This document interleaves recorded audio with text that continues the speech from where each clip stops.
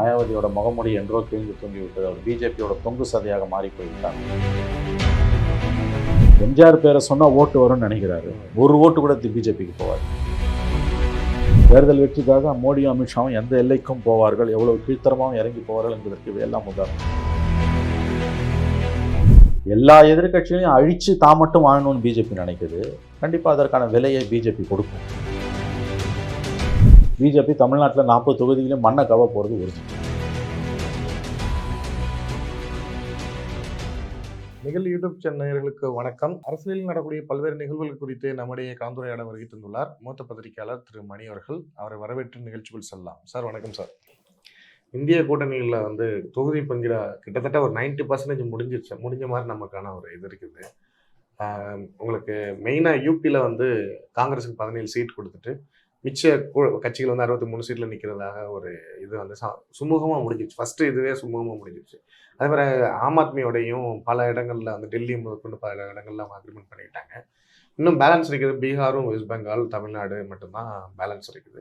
மிச்ச இடத்துல எல்லாத்துக்குமே காங்கிரஸ் தான் டைரெக்டாக போட்டி போடுறதுனால அது பிரச்சனை வைக்காது. இந்த மூவ் எப்படி சார் பார்க்குறீங்க? ஆக்சுவலாக வரவேற்கத்தக்க மூவ். உத்தரப்பிரதேசத்தில் ஒப்பந்தம் ஏற்பட்டிருக்கிறது. ஆம் ஆத்மி கட்சியோடு டெல்லி, ஹரியானா, கோவா, குஜராத்தில் ஒப்பந்தம் ஏற்பட்டிருக்கிறது. தமிழ்நாட்டில் பிரச்சனை கிடையாது. திரிணாமுல் என்ன ஆக போகுதுன்னு தெரியல. பீகாரில் பிரச்சனை சுமூகமாக தீர்ந்துடும். ஸோ இந்தியா கூட்டணி ஓரளவு முன்னேற்றத்தை கண்டிருக்கிறது. நடுப்புற நிதிஷ் போன பிறகு மிகப்பெரிய பின்னடைவு ஏற்பட்டது. இன்றைக்கு அதிலிருந்து மீண்டு அவர்கள் ஓரளவு நம்பிக்கை தரும் பாதையில் பயணிக்க ஆரம்பித்திருக்கிறார்கள்.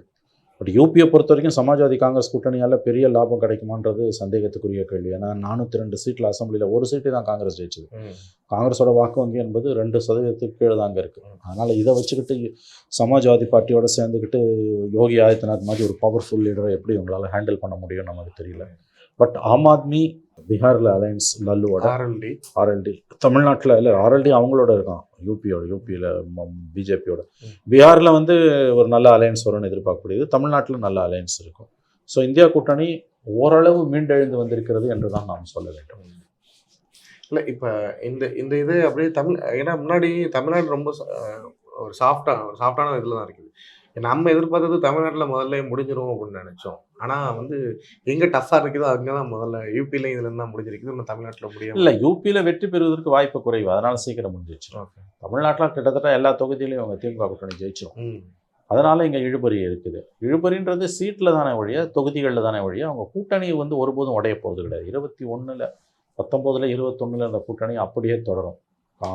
திமுக, காங்கிரஸ், 2 இடதுசாரிகள், விசிக, மதிமுக, பொங்கு மக்கள் கட்சி, இப்போ கமல்ஹாசனும் சேர்றாரு. அதை தவிர குட்டி கட்சிகள் எல்லாம் ஒன்று சேர்ந்து தான் தேர்தலில் சந்திக்க போகிறாங்க.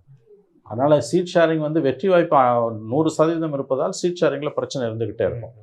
யூபிலெல்லாம் வெற்றி வாய்ப்பு ரொம்ப குறைவு, ரொம்ப குறைவு. அதனால் அங்கே சீட் ஷேரிங் ஈஸியாக முடியுது. அவை நாம் இதை எப்படி பார்க்க வேண்டும் என்றால், யூபியில் உடன்பாடு ஏற்பட்டாலும் பெரிய அளவில் காங்கிரஸ் சமாஜ்வாதிக்கு வாய்ப்பில்லை. ஆம் ஆத்மியோடு சேர்ந்த காரணத்தால் குஜராத், கோவா, ஹரியானா, டெல்லியில் காங்கிரஸ், ஆம் ஆத்மி, இந்தியா கூட்டணிக்கு வெற்றி வாய்ப்பு அதிகம்.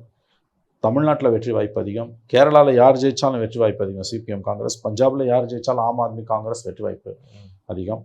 ஸோ நடுவில் தொய்வு கண்டிருந்த இந்தியா கூட்டணி தற்பொழுது நம்பிக்கையுடன் எதிர்நீச்சல் போட தொடங்கி இருக்கிறது என்று தான் நாம் பார்க்க வேண்டும். யூபின்னு சொன்னா எனக்கு மாயாவதியோட பிஎஸ்பி எதுவுமே எந்த ஒரு ஸ்டாண்டுமே இல்லாத மாதிரி ஒரு ஃபீல் இருக்கு. இல்லை, மாயாவதி ஸ்பெண்ட் ஃபோர்ஸ். மாயாவதி வரணும்னு அவசியமே கிடையாது. மாயாவதியோட முகமுடி என்றோ கிழிந்து தூங்கி விட்டது. அவர் பிஜேபியோட தொங்கு சதையாக மாறி போய்விட்டார். அவர் மீது ஏராளமான ஊழல் வழக்குகள் இருக்கின்றன. அதனால் மாயாவதியால் பிஜேபி ஏற்று ஒன்றும் பண்ண முடியாது. சமாஜ்வாதி காங்கிரஸ் கூட்டணியில் மாயாவதி சேருவதாலையும் எந்த லாபமும் கிடையாது. மாயாவதியோட வாக்கு வங்கி மிக மிக மோசமான நிலைக்கு அதல பாதாளத்திற்கு போய் சுருங்கி விட்டது.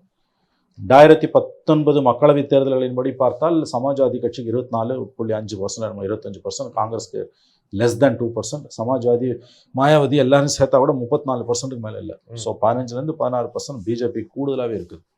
அது ராமர் கோயில் திறந்தது. யோகி ஆதித்யநாத்தோட கவர்மெண்ட் அங்கே ரவுடிசத்தை ஒழிச்சது. ஏராளமான முதலீடுகள் குவிந்து கொண்டிருக்கின்றன.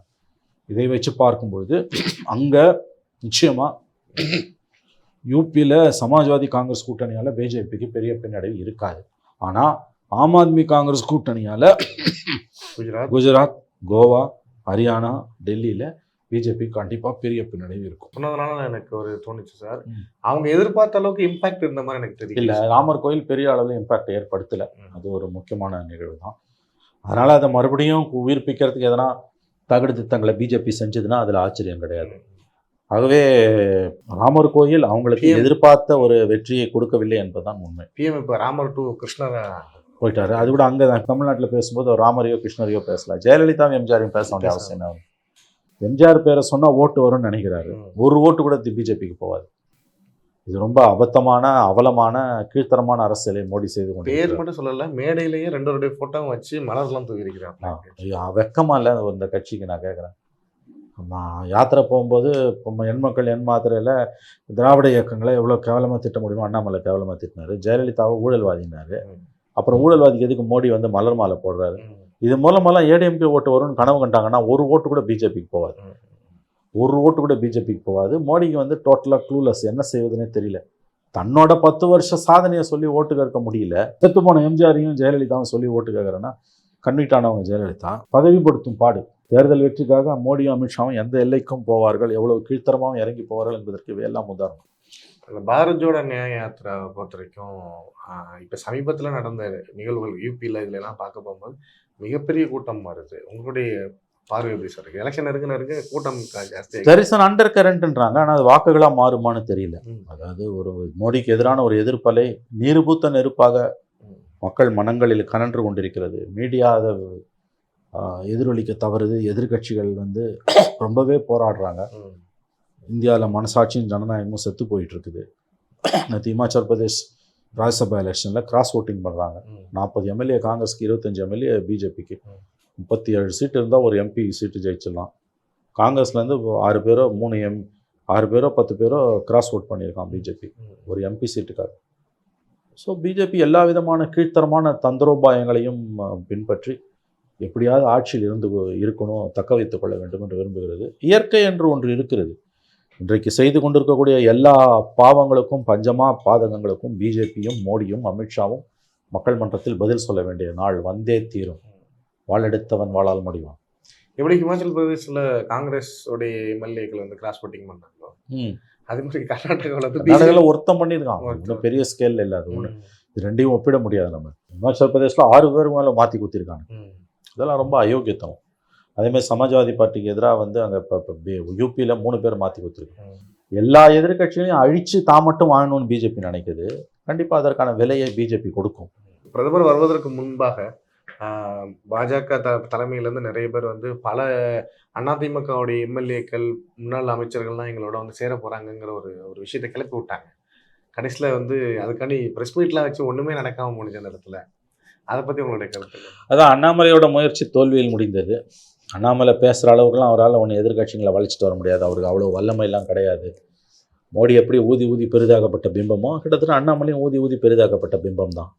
ஓரளவு பிஜேபிக்கு மக்கள் மத்தியில் அவேர்னஸ் வந்திருக்கு உண்மை. ஆனால் அண்ணாமலை வந்து அவங்க சங்கிகள் ப்ரொஜெக்ட் பண்ணுற அளவுக்கு பெரிய பவர்ஃபுல் லீடர்லாம் அவர் ஒன்றும் கிடையாது. எம்ஜிஆரையும் ஜெயலலிதாவும் சொல்லி ஓட்டு கேட்குற லெவலுக்கு மோடியை வந்துட்டாருன்னா அண்ணாமலையை பற்றி பேசுறதுக்கு என்னங்க இருக்குது? ஆடி காற்றுல அம்மியை பறக்குதுன்னுவாங்க. ஜெயலலிதாவை பற்றி பாத யாத்திரையில் ஊழல்வாதின்னு பேசினவர் அண்ணாமலை. அந்த ஊழல்வாதிக்கு எதுக்கு மோடி வந்து மேடையிலேயே ஃபோட்டோ வச்சு மாலை போடுற? எம்ஜிஆரையும் ஜெயலலிதாவையும் தங்கள் மேடையில் வைத்துக்கொள்ள என்ன அருகதை பாஜகவுக்கு இருக்கிறது? வெக்கமா இல்லை? உங்கள் கட்சிக்கும் தலைவர்கள் இல்லை, அது இன்னொரு கட்சியிலும் திருடுற இருக்கல இருந்தா ஏன் வஞ்சனை பண்ண போறேன்? இல்லை, இவ்வளோ பெரிய தலைவர் நான் 307 சீட்டு ஜெயிப்பேன், 400 சீட்டு அடிப்பேன்னு வாய்க்கழிய பேசுறாருல்ல. இன்னொரு கட்சி தலைவரை உன் மேடையில் வச்சு போறது இதை விட வெக்கங்கட்ட காரியம் ஏதாவது இருக்குமா? திமுக கொச்சையா பேசுவார்ல சார், சூர்யா கிருஷ்ணமூர்த்தி. ஆமா, சிவாஜி கிருஷ்ணமூர்த்தி. அவர் வந்து ஒரு தடவை சொன்னாரு, அவரோட ஸ்பீச் பார்த்துட்டு இருக்கோம். ஆமாமா, திமுகல பாத்தீங்கன்னா தாத்தா திமுக இருப்பாப்ல, அப்பா திமுக இருப்பாப்ல, இப்ப நான் திமுக வந்துகிட்டு இருக்கேன். பிஜேபியில அப்படி ஒருத்தனை காமிக்கிறா பார்ப்போம். ஆமா, எல்லாம் இங்கேருந்து போனவங்க தான் இருப்பாங்க. ஆமா, இரவல் வாங்கினவங்க தான். அந்த கட்சிக்கு யார் இருக்கா? ஏங்க பிஜேபி மேடையில் ஜெயலலிதா போட்டோவையும் எம்ஜிஆர் போட்டோவும் வச்சு போற இதை விட ஒரு வெக்கங்கட்ட காரியம். பிஎம்ஏ வந்து மோடியே போடுறாங்கன்னா பேங்க்ரப்சிங்க. இதை விட அவங்க வந்து எந்த அளவு வந்து ஒரு அவருடைய அரசியல் என்பது ஒரு எத்தகையது ஒரு சுயமரியாதையும் இல்லாத வெட்கங்கட்ட அரசியலாக மாறி போய்விட்டது என்பதற்கு இதுவே உதாரணம். அந்த கட்சியோட பிரதிநிதியாக இருக்கு இப்போ இருக்கவங்க பிஜேபி உறவு வேணான்னு அறுத்துட்டு போயிட்டாங்க. இதுக்கு முன்னால் எந்த பிஜேபி மேடையில் மாற்றுக் கட்சி தலைவர்களை வச்சு நீங்கள் ஃபோட்டோ போட்டிருக்கீங்க, நாங்கள் மாலை போட்டிருக்கீங்க, அப்படிலாம் போட்டால் உங்களுக்கு ஓட்டு வந்துடுமா? ஒன்று கூட ஒரு ஓட்டு கூட உங்களுக்கு வராது, பிஜேபிக்கு வராது. பிஜேபி தமிழ்நாட்டில் 40 தொகுதியிலும் மண்ணை கவ போகிறது உறுதி. இவ்வளவு நேரம் எங்களுடைய அரங்கத்திற்கு வந்து உங்களுடைய கருத்துக்களை பரிமாறியதற்காக ரொம்ப நன்றி சார். வணக்கம் சார். நன்றி சார்.